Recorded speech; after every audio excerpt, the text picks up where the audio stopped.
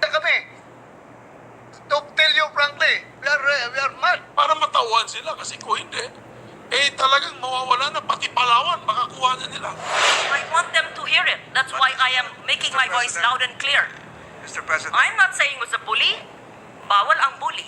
Kung sino ang matamaan, silang masaktan. Mr. President, yung nakita ho nating video, kung hindi magngangalit ng mga Pilipino dun sa video na yon, baka hindi na tayo Pilipino.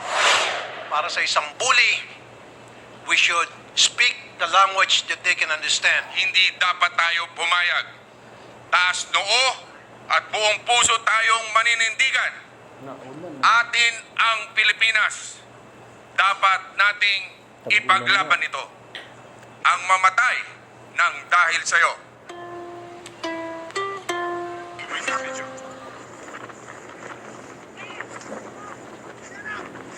Nakikita po natin, Mr. President, hila po sa likod yung debris.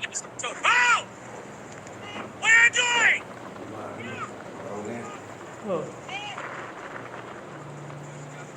I asked for not earlier. You didn't give the that. So this is an actual footage, Mr. President, of that incident last month, Mr. President. The China boat, as I've said, came within 20 to 30 yards of the Philippine rubber boat and forcibly cut the towing line of the space debris. Nila yung tali. See how dangerous Tinawi nila. the incident was, Mr. President. Naka-rubber boat lang po tayo. Ang lalaki ng kanilang mga... Kami kay Kape. Magbabaw yung mga tao natin. Mr. President, Chinese diplomats denied that the incident occurred. They denied that the incident occurred, claiming that a friendly consultation took place. But the footage and reports clearly show that CCG assertively took the debris in the area well within the Philippine territory. The Department of Foreign Affairs, again some officials are here, issued a note verbal to China to clarify the matter as the incident was highly provocative. These actions, along with the other gray zone activities, are slowly but surely eroding Philippine sovereignty in the West Philippine Sea and harming the country's strategic position. Mr. President, yan po ay isang larawan ng space debris. Mr. President, my colleagues, this is not the first time that Chinese rocket debris has fallen within Philippine territory or territorial waters. On October 6 and November 7 this year, similar rocket debris were recovered in Kalintaan, Occidental Mindoro, and Busuanga, Palawan. Even earlier, Mr. President, in July 2022, Chinese rocket debris was also recovered off Occidental Mindoro. This debris, as shown in the picture, fell in Philippine archipelagic waters of Palawan and Mindoro Occidental and within the Pagasa Islands territorial sea where Clay 1 is located. Significantly, the Chinese Coast Guard retrieval of the debris of Clay 1 is a gross violation of Philippine sovereignty as Beijing has no jurisdiction over Philippine territorial sea. Further, CCG's interference in the retrieval also violated the right of innocent passage under the 1982 UNCLOS, yet another incident in a long and sustained record of repeated violations of international law. Lastly, China's actions demonstrate that Beijing does not recognize the 2016 arbitral award which establishes a 12 nautical mile territorial sea in the Pagasa Islands. The rocket debris retrieved bear the markings of China's Long March 5B rocket. I'm showing the picture right now.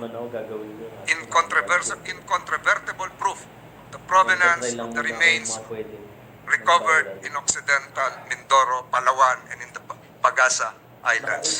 China acceded to the 1967 Outer Space Treaty, and Beijing must request the return of space debris which fall in the territory of other states, like the Philippines, like Pagasa Islands in the Philippine case, rather than merely seizing the same. Ginawa ko yan nung These repeated violations, Mr. Senate President, pandemic. my dear colleagues, is a breach of Philippine territorial integrity, and the irresponsible rocket launches are scattering debris that can threaten Filipinos who are flying the West Philippine Sea and our archipelagic waters. These incidents cannot be allowed to continue, as they not only can potentially harm Filipino fishermen, but the Chinese Coast Guard actions also violate Philippine maritime rights as enshrined in the UNCLOS and the arbitral ruling Gagaya award, nyo dito Mr. dati, President. In nakatago. this, Mr. Senate President, my dear colleagues, we are on the right side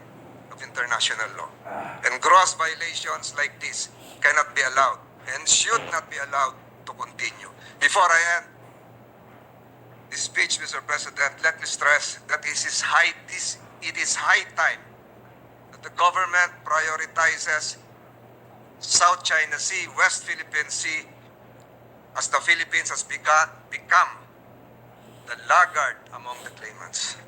A status that threatens not only the country's sovereignty, but also the livelihoods of thousands of Filipino fishermen and the nation's energy and food security. I would like to suggest that if we are going to make our sense of the Senate expressing our disgust over this incident, can we make it diplomatic at the same time forceful? Yes. Para naman kung nakikinig yung mga Chinese ngayon, we We're disgusted. disgusted and we are offended by what you are doing to our troops in the West Philippine Sea. We should express that to them. Mr. President, palagay natin, hindi tayo pakinggan. O are we? Pakinggan ba tayo ng China na napakalakas nila?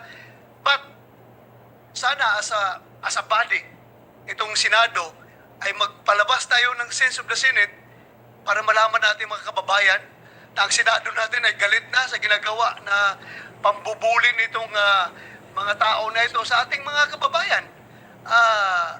Hindi na po, sige lang tayo nagtitimpi porque maliit tayo. We don't want war to happen. Ayaw natin maging war freak tayo, pero gusto lang natin talaga ipakita sa kanila, iparamdam sa ating mga kababayan na tayo punong-puno na sa pambubuli na ginagawa nitong mga Chinese na ito. So, kung nakikinig kayo ngayon, mga Chinese, galit na kami. To tell you frankly, we are mad with what you are doing to our troops. The simple bullying, I tell you, the simple bullying, and we cannot tolerate that act to happen again. I hope you're listening. I know you're listening right now. Listen to me. Listen to me. We are mad at you with what you're doing. We want to make it more diplomatic, at the same time forceful para pakinggan ninyo kami. Respetuhan tayo dito. In fact, Mr. President, nabanggit naman ni Senator Tolentino yung our initial talks with the Vietnam National Assembly. The President of National Assembly of Vietnam, when we talk about the bullying in the West Philippine Sea, which they also are experiencing. And they told us that they want to join forces with us to show to the world that we don't deserve all this bullying that is happening in the West Philippine Sea. Yun ang pag-usapan namin initially, Mr. President. So sabi ko, yeah, we have to cooperate. Tayo maliliit. We have to cooperate so that the whole world will listen to us. That enough is enough with this bullying incidents. That's it, Mr. President. I salute you, Senator Bato de la Rosa, and it will, it's been said, so it shall be done. We Thank will you, make Mr. President. a resolution, a numbered resolution, that will express the sense of the Senate on our disgust in what we have seen today, in what has transpired most recently in the West Philippine Sea. Tama yun, punong-puno na po tayo. I think time for diplomacy sometimes is should be put aside, and we should show our sincere anger and disgust on particularly this incident para matawan sila, kasi kung hindi, talagang mawawala na pati Palawan, baka kuha na nila. Baka kunin na nila yung Palawan. Yeah, Mr. Palapit President. sila ng palapit sa atin. Isipin mo lang yung hinihila na sa teritoryo natin, hinihila na ng trupa natin yung na-recover nila na bagay na yun. Regardless kung ang may-ari nun Chinese, but it is within our territory, dapat nirespeto nila tayo. Eh parang ganun na lang ba tayo na ikakat yung ruta ng ating trupa doon porque maliit lang yung ating rubber boat, tapos putulin lang yung at agawin. At sampal, para sa akin, para akong sinampal kaliwa kanan doon sa Yung masama pa mga inject na yun. Yung masama pa niyan, Your Honors, ay sinabi pa ng Chinese Embassy, and I've been there, done that, sinabi ng Chinese Embassy, hindi po nangyari yun. Oh, Mr. President, Katulad ng nangyari sa akin, na nangyari naman. I was not dreaming when it happened. And so now, that it was forcibly taken away from us. This debris that fell into Philippine waters. bago magka-high blood yung lahat dito, Mr. President, tama na. Maraming salamat. Christmas na. High blood na Mr. ako. President, What is it yet, Mr. President, can we do to help our country to assert our sovereignty and our ownership of the territory that these neighbors in Asia are violating repeatedly? And how else can we help fisher folks, families and communities who live in coastal areas? And the video that was shown by the good gentleman from Cavite has clearly shown how inferior we are in terms of equipment, a rubber boat, as compared to the boats that were featured in that video. May this representation, Mr. President, know from the good senator from Cavite, as a national security administrator myself, how else can we help the Philippine Navy, the fisher folks, not just in Palawan, in all coastal areas, and every Filipino living today and in the future, because as you yourself has said, the effective implementation of the Hague ruling is our duty, and it is the least we could do for the next generation of Filipinos. Back to my question, Mr. President, may I know, as an Air Force officer and someone who loves our country deeply, may I know how else can we help the Navy? How else can we help our country? Aside from the note verbal, aside from privileged speeches, ano pa po ang kailangan natin gawin para tigilan ng ating kaibigan na malaking bansa sa Asia ang kanilang pang-aabuso at hindi pagsunod sa isang maliwanag na ruling na dapat nilang respetuhin. Bawal ang bully sa mundo. Mr. President. President, I'm aware that the other side is listening, but I want them to hear it. That's But, why I am making Mr. my voice President- loud and clear. Mr. President, I'm not saying it was a bully. Bawal ang bully. Kung sino ang matamaan, silang masaktan. Mr. President, I recall that a month ago, we had visitors from Vietnam. We were there. We welcomed them. I think, Mr. President, part of my speech is to solidify and strengthen our strategic alliances. Mr. President, being an honorable member of the international community, we honor our obligations and agreements. We follow the terms of the UNCLOS, believing in its terms and in the protection that it would be provided. But the actions of these nationals have shown disrespect of the terms of the UNCLOS and the arbitral award. Taking a stand for our waters is crucial because if we let go of these brazen acts in the West Philippine Sea, we open all our waters to breach because we show that we allow it. What will stop this nation or other nations from disrespecting our rights under international law on all our waters from the north, east, or south manindigan na po dapat tayo. Ang ating katubigan ay buhay at kabuhayan para sa ating mga kababayan. Ito ay pinagkukunan natin ng likas na yaman. Let us explore, utilize, and maximize our water resources, and we can use these funds to provide protection for our waters. Para sa akin po, para sa isang bully, we should speak the language that they can understand. And that language that is, we have to stand up. And how we're going to do that, we have to modernize our military. It's about time, Mr. President. Maraming salamat po. I'd like to put on record what the dictionary is saying about bullying. Bully is a noun, a blustering, mean, or predatory person who, from a perceived position of relative power, intimidates, abuses, harasses, or coerces people, especially those considered unlikely to defend themselves. Mr. President, yung nakita ho nating video, kung hindi magngangalit ang mga Pilipino dun sa video na yon, baka hindi na tayo Pilipino, Mr. President. I would just like to put on record, Mr. President, kahit saang lupalop ng daigdig ka magpunta, bullying po yun. Nakakasama po ng loob na i-deny pa po ng embahada ng China na ito ay hindi nangyari.